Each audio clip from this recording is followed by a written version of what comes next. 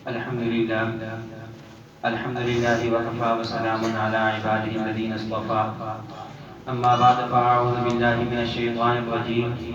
بسم الله الرحمن الرحيم.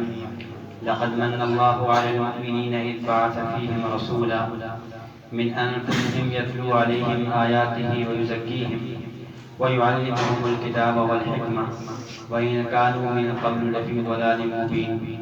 صدق الله العظيم وصدق رسوله النبي الكريم ونحن على ذلك لمن الشاهدين والشاكرين والحمد لله رب العالمين. اللهم صل على سيدنا مولانا محمد وبارك وسلم عليه. اصل بیان تو حضرت استاد محترم شیخ طریقت حضرت مولانا خبیب احمد محمد صاحب دامت برکاتہم کا ہوگا. حضرت کے بیان سے قبل چند باتیں آپ حضرات کی خدمت میں پیش کرنی ہیں. اللہ رب العزت حق سچ کہنے کی اور اس کے بعد ہم سب کو عمل کرنے کی توفیق عطا فرمائے. قرآن کریم کی یہ آیت مبارکہ جو اللہ رب العزت نے مختلف مقامات پہ کچھ تبدیلی کے ساتھ پہلے پارے میں، دوسرے میں، چوتھے میں اور 28ویں پارے میں نقل کی ہے، جس میں نبی اکرم صلی اللہ علیہ وسلم کی بعثت کے مقاصد کو بیان فرمایا گیا ہے. آپ کی بعثت کے مقاصد میں سے ایک مقصد وہ یزکیہم فرمایا ہے کہ نبی اکرم صلی اللہ علیہ وسلم کی آمد کا مقصد لوگوں کا تزکیہ کرنا ہے. تزکیہ نفس آپ علیہ السلام کی بعثت کا ایک اہم اور بنیادی مقصد ہے. اب تزکیہ نفس کا معنی کیا ہے؟ ایک معنی وہ ہے جو عام طور پہ بیان کیا جاتا ہے اور خصوصاً ہمارے ہاں خانقاہوں میں اسی بات پر، اسی عنوان پر بڑی تفصیل سے گفتگو کی جاتی ہے کہ تزکیہ نفس کا معنی یہ ہے کہ اپنے آپ کو اخلاق حسنہ سے، اخلاق صفات حمیدہ سے مزین کیا جائے، اخلاق رذیلہ سے اپنے آپ کو بچایا جائے. یا دوسرے انداز میں یوں کہا جا سکتا ہے کہ اپنے آپ کو صحیح عادات پر لانا اور بری عادات سے اپنے آپ کو بچانا. یہ ایک تزکیہ نفس کا ایک معنی یہ ہے. اور تزکیہ نفس کا ایک معنی یہ بھی ہے کہ جس طرح اپنے آپ کو صحیح عادات پر لانا ہے اور بری عادات سے بچانا ہے، اسی طرح اپنے دل کے اندر جو غلط عقائد ہیں ان کو ختم کرنا اور درست عقائد اور صحیح عقائد سے اپنے دل کو آراستہ کرنا ہے. تو میں انتہائی اختصار کے ساتھ تزکیہ نفس کے اس معنی پر کہ انسان کو اپنے دل میں صحیح عقائد کو انسان جگہ دے اور برے اور باطل عقائد اور غلط عقائد، ایسے عقائد جو انسان کو جہنم میں لے جانے والے ہیں دائمی طور پر یا کچھ وقت کے لیے، ان عقائد سے انسان اپنے آپ کو بچائے. اب ان عقائد میں سے بنیادی عقیدے جو قرآن کریم نے خاص طور پر اللہ رب العزت نے مکی صورتوں میں بیان فرمائے ہیں وہ تین: عقیدہ توحید، عقیدہ رسالت اور عقیدہ آخرت. تو عقیدہ توحید میں سے کہ اللہ رب العزت کی ذات کو ماننا، پھر اللہ کو ایک ماننا اور اللہ کو ہر جگہ ماننا، جس کو آپ آسان انداز میں یوں کہہ سکتے ہیں توحید وجود باری تعالیٰ، توحید باری تعالیٰ اور میت باری تعالیٰ. توحید باری تعالیٰ یعنی اللہ رب العزت کو ایک ماننا، اللہ کے علاوہ کسی کو معبود نہ ماننا. اللہ ہی معبود ہے، اللہ کے علاوہ کوئی معبود نہیں. اللہ رب العزت ہی مسجود ہے، اللہ کے علاوہ کسی کو مسجود نہ مانا چاہیے. اللہ تعالیٰ معبود ہے، اس پر کئی دلائل دیے جا سکتے ہیں، لیکن اس پر ایک عقلی دلیل عام فام آسان سی یہ ہے کہ اللہ رب العزت معبود ہے، اللہ کے علاوہ کوئی اور معبود نہیں ہو سکتا. کیوں؟ وجہ یہ ہے کہ معبود اس کو بنایا جا سکتا ہے جو ہر جگہ موجود ہو، کیونکہ دنیا میں عبادت کرنے والے لوگ ہر جگہ ہیں، تو معبود بھی وہی ہوگا جو ہر جگہ موجود ہو. اور ہر جگہ موجود ہونا یہ خاصہ ہے اللہ رب العزت کا. جب ہر جگہ موجود ہونا خاص خداوندی ہے تو معبود ذات بھی وہی ہوگی. اسی طرح معبود اس کو بنایا جا سکتا ہے کہ جو عالم الغیب ہو، عالم ما کان وما یکون ہو، تمام علوم کو جانتا ہو، ماضی میں ہوئے، حال میں ہوئے، مستقبل میں ہوئے. اور یہ صرف اور یہ خاصہ صرف اللہ تعالیٰ کی ذات کا ہے. جب اللہ تعالیٰ عالم الغیب ہے، اللہ کے علاوہ کوئی اور عالم الغیب ہو نہیں سکتا، تو معبود ہی اللہ ہوگا، اللہ کے علاوہ کسی اور کو معبود نہیں بنایا جا سکتا. اسی طرح معبود اس کو بنایا جا سکتا ہے جو مختار کل ہے.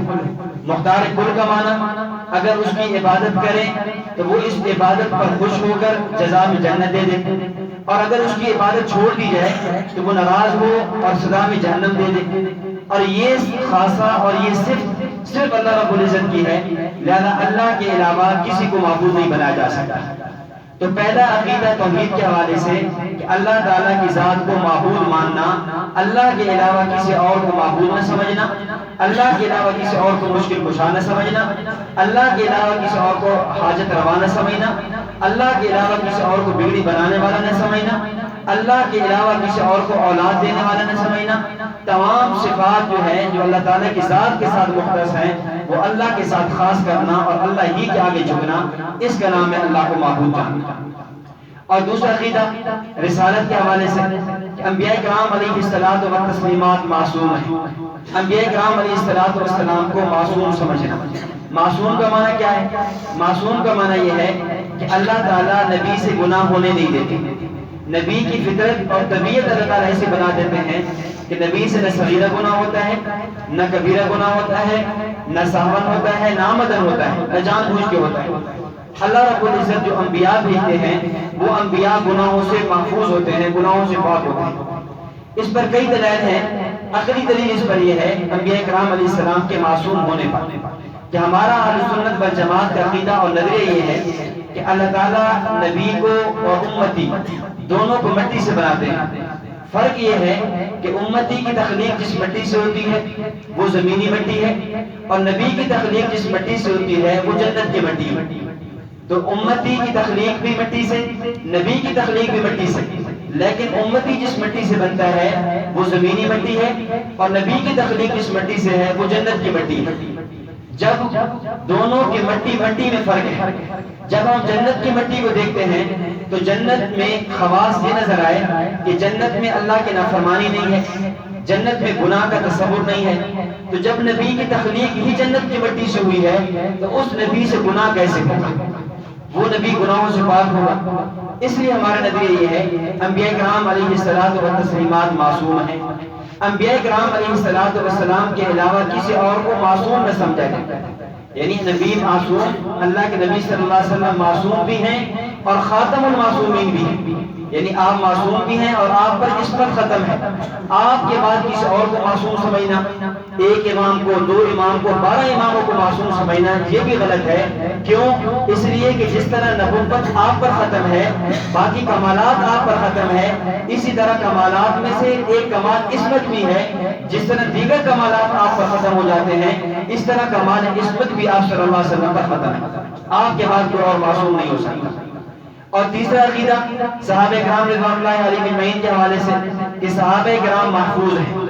محفوظ کا معنی کہ اللہ رب العزت صحابی کی طبیعت ایسی بناتے ہیں کہ صحابی سے اگر گناہ ہو بھی جائے لیکن وہ گناہ اس کے نام اعمال میں باقی رہتا نہیں ہے۔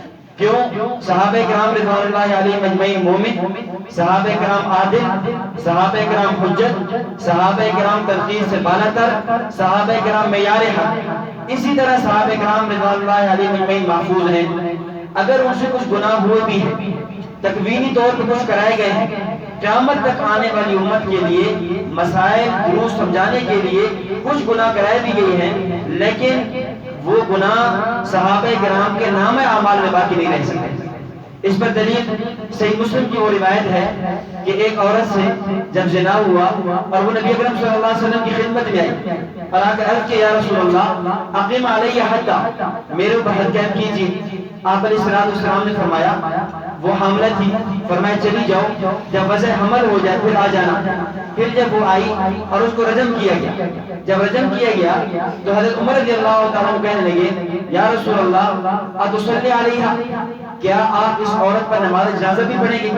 تو آپ علیہ السلام نے فرمایا، یا عمر لقد تابت توبۃ لو قسمتها من اہل المدینہ 70 لوسعتها، کہ اے عمر اس عورت نے ایسی توبہ کی ہے، ایسی توبہ کی ہے کہ اگر اس توبہ کو مدینہ کے 70 گھروں میں بھی تقسیم کر دیا جائے تو یہ اس عورت کی توبہ پڑھ جائے۔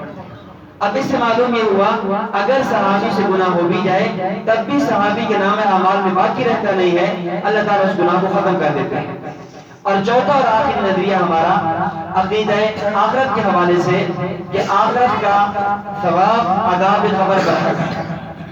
جب بھی انسان دنیا سے چھوڑ کر آخرت میں جاتا ہے، قبر میں جاتا ہے، چاہے وہ قبر انسان کو گڑھے کی شکل میں میسر ہو، چاہے جہاں کہیں بھی وہ موجود ہو، اس کے میت اجزاء جہاں بھی موجود ہوں، وہ اس کی قبر کہلاتی ہے اور اس میں ثواب و عذاب اس کو دیا جاتا ہے۔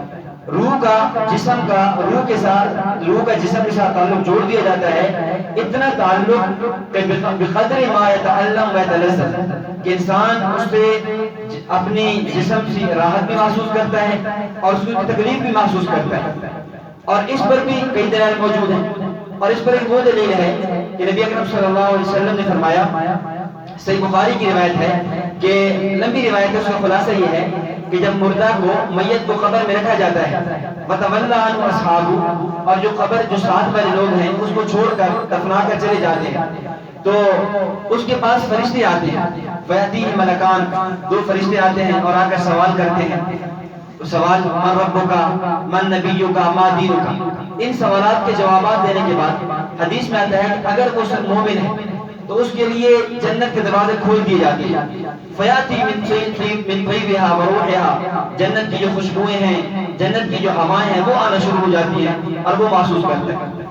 اور اگر وہ گناہگار ہے، اگر وہ بدکار ہے، گناہگار ہے، تو جہنم کی طرف سے یعنی دروازے کھول دیے جاتے ہیں، اور اس حدیث میں آتا ہے کہ ایک فرشتہ آتا ہے، اس کو گرز مارتا ہے، وہ ایسا گرز ہوتا ہے کہ اگر اللہ رب العزت اس کی آواز ثقلین، جنوں انس کے علاوہ باقی سارے سن رہے ہوتے ہیں، کہ اگر انسانوں کو بھی وہ آواز سنا دی جائے تو انسان، فرمایا کہ مردوں کو تم اس خوف سے دفن کرنا چھوڑ دو۔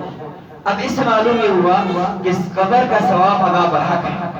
تو یہ چند عقائد ہیں کہ جہاں ہماری اس بات کی ضرورت ہے کہ ہم تزکیہ نفس میں اپنے آپ کو اخلاق حمیدہ سے متصف کریں، اخلاق رذیلہ سے بچائیں، اب صحیح اعمال، مسنون اعمال کریں اور غلط اعمال سے بچیں۔ اسی طرح جو صحیح عقائد ہیں، چاہے اس کا تعلق عقیدہ توحید سے ہو، اس کا تعلق عقیدہ رسالت سے ہو، اس کا تعلق صحابہ کرام رضوان اللہ علیہ اجمعین کی ذات سے ہو، اس کا تعلق عقیدہ آخرت سے ہو، ان عقائد کو اپنایا جائے۔ اللہ رب العزت دعا ہے اللہ تعالی ہمیں صحیح عقائد اپنانے کی اور اہل سنت والجماعت کے نظریات پر کاربند رہنے کی توفیق عطا فرمائے۔ وآخر دعوانا الحمدللہ رب العالمین۔